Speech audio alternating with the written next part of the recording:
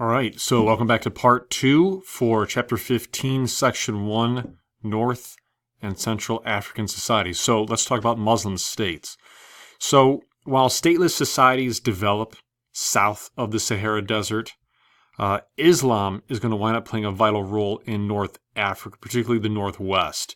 So after Muhammad's death in 632, Muslim conquests sweep across the Middle East into the northwest part of the African continent, and they're going to convert many by conquest, and of course others by peace, mainly via trade.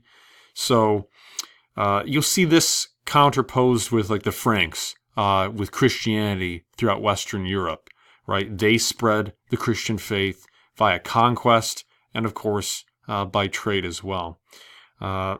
And that's kind of done under King Clovis and Charlemagne. So this will be done mostly by Islamic traders, as well as some raiders. But we're going to get into the who's who momentarily. So by 760, or I should say by 670, Muslims who ruled Egypt had entered into an area of northwest Africa known as the Maghreb. This is the part of North African society today that's made up of the Mediterranean coast of Libya, Tunisia, Algeria, and Morocco. And we can see this here on the map. So we have the Maghreb, right? And here in Northwest African society, we're going to have two primary groups, the Almoravids and the Almohads, who are these sort of Islamic African societies made up of these Berber, sort of nomadic Berber African trading groups. And we're going to talk about them. They'll have founded several important cities, and they're going to be very influential when it comes to trade as well as raiding into Europe via Spain and spreading Islam there. So you basically have Arabic traders from the Arabian Peninsula here, make their way up north and heading westward through Egypt, and then they're going to continue around the north of Africa, heading into the west, sort of trading and converting and conquesting, spreading Islamic influence. And of course, in Central Africa, you'll have these hunter-gatherer and stateless society groups. They're very prevalent that we've talked about. So as Islam spreads, some African rulers convert to Islam, right? So these African Muslim rulers, they're going to base their government upon Islamic law or Sharia law. And this is because Muslims believe that God's law is a higher authority than any human law. So this is why you're going to see Muslim rulers often relying on Islamic scholars in regards to their being, the predominant government advisors in these developing Muslim states in North Africa. So in Islamic law, the law is religious obligation and vice versa, right? Muslims do not separate their personal life from their religious life, and Islamic law regulates almost all areas of human life. So Islamic law actually helps to bring order to these African Muslim states. So what happens is these various Muslim states that begin to emerge had ethnic and cultural differences. And these states sometimes have differing interpretations and schools of thought regarding Islam and the application of Sharia law or Islamic law. So Islam, particularly Islamic law or Sharia law, is a significant force in the history of some of these states, especially North Africa, and they still have a huge influence to this day. So among those that convert to Islam, and this is a big group, are the Berbers. They are fiercely independent. They're desert mountain dwellers. Berbers are the original inhabitants of North Africa. Ancient Egyptian accounts put them somewhere between 3000 to 2000 BCE. So they've been around in North Africa since well into the ancient world, spreading their culture, spreading their language, and diffusing various cultural and tribal traditional beliefs. They're going to form various, organizations, various tribes, I should say, that call themselves Berber. The Tuaregs, south of the Sahara, are going to be one. The Moors, mostly in Spain, will have been part of a Berber group. So they're going to diffuse, and they're going to go by different names, but they all belong to sort of this Berber lineage. So while they accept Islam as their faith, many are going to maintain their Berber identities and loyalties. And it's funny to note, they are incorporated into Islam because Islamic scholars refer to them as Barbar, which is the lineage group that descends their lineage from Noah of the biblical context.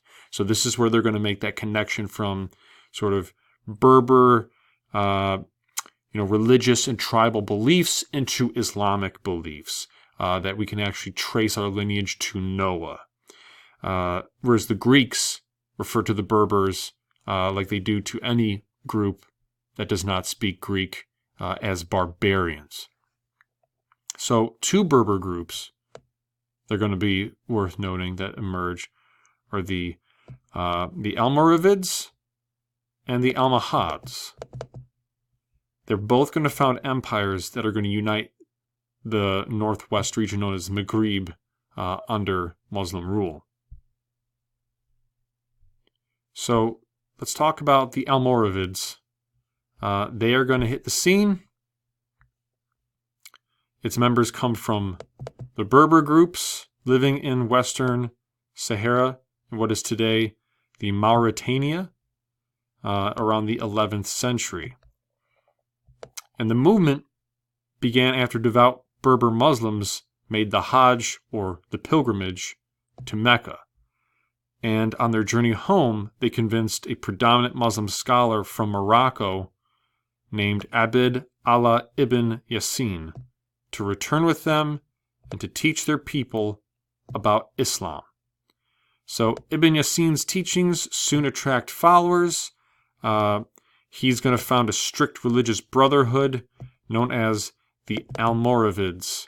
All right, so the Almoravids, they sort of, their name sort of comes from a translation from the word Rabat, which translates to fortified monastery in English from the Arabic. So the name literally means people of the Rabat, or really people of the fortified monasteries, which is Almoravid. So in the 1050s, Ibn Yassin led the Almoravids in an effort to spread Islam via conquest. All right, so this makes him not all that dissimilar from, say, King Clovis or even Charlemagne. And after his death, Ibn Yassin's, that is, in 1059, the Almoravids, they're going to go to Morocco, and they're going to found Marrakesh, which will become their capital city. And from there, you can see it'll become a predominant trade hub known for many things, such as ceramics, as well as their very fashionable Berber traditional carpets.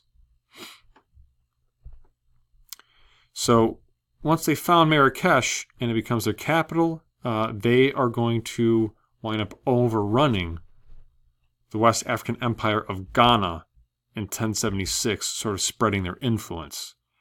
And the Almoravids also capture parts of southern Spain, where they will become known as the Moors. So these Berbers, right, they're going to split up into groups. One is the Almoravids, and then as they spread their influence out into Spain, this is where we predominantly know them from Spanish accounts known as the Moors, all right, the Franks and the Spanish, known them as the Moors. So that's going to last until about the mid-1100s, and then we're going to see the Almohads take over, another Berber group, right? Another group of Berber Muslim reformers. they're going to seize power from the Almoravids. The Almohads sort of begin out as a religious movement in the Atlas Mountains of Morocco. And they're going to follow a teacher of their own in the form of Ibn Tumart, who, after making a pilgrimage to Mecca, criticized the latter Almoravid rulers for moving away from the traditional practice of Islam. What he does is he urges his followers to strictly obey the teachings of the Quran and Islamic law.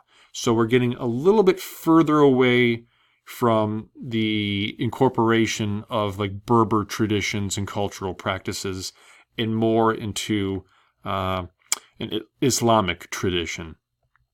So the Almohads will be led by Abd al-Mumin, who is going to fight and overthrow the Almoravids and remain true to their view of traditional Islamic beliefs. So by 1148, the Almohads control most of Morocco and they end the Almoravid rule. So the new Muslim reformers are going to keep Marrakesh as their capital. And we've already seen this in history as well. Why knock down the whole thing? When you take over, you can simply convert it, adapt it, and make it your own. So we saw exactly, that happen with Hagia Sophia, right? Once the greatest church becomes the greatest mosque under the Ottoman Turks. They take away from the Byzantines. So this becomes kind of like a jewel in the crown of the Ottoman Turkish Empire. So by the end of the 12th century, they had conquered much of southern Spain, right? So they've taken Marrakesh, and they are going to move northward into southern Spain, entering into Europe.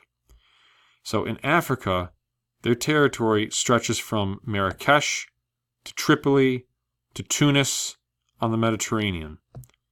So the Almohad Empire eventually is going to break up into individual Muslim dynasties. Remember, that's what winds up happening with the Frankish Empire in Western Europe. You have a lot of separate kings ruling over Western Christian Europe. So while the Almohad Empire lasts just over 100 years, it's going to unite the Maghreb region under one rule for the first time. It doesn't last too long, like I said, just over 100 years, but it is significant in sort of uniting that region under one single rule, which everyone now subscribes to because they have all subscribed to the Islamic faith. So they become stronger for it, but you're going to see stronger empires will begin to emerge, particularly in West Africa, as they're going to boast more profitable economic states. They're going to boast stronger political structures, and with that comes very strong links to various trade routes. So, to go over that, once again, you have in the Northwest African regions, the Maghreb region, united first by the Almoravids, then taken over and then fully united by the Almohads, who were both part of the Berbers, and Marrakesh in Morocco will be their capital city. And then in Central Africa, you have your hunter-gatherer societies, which are not too dissimilar from your stateless societies that exist in Central and South Africa. All right, folks, I think that's going to do it for us on North and Central African societies. Stay tuned for the next episode when we go over West African civilizations. Keep learning and stay tuned for the next ep.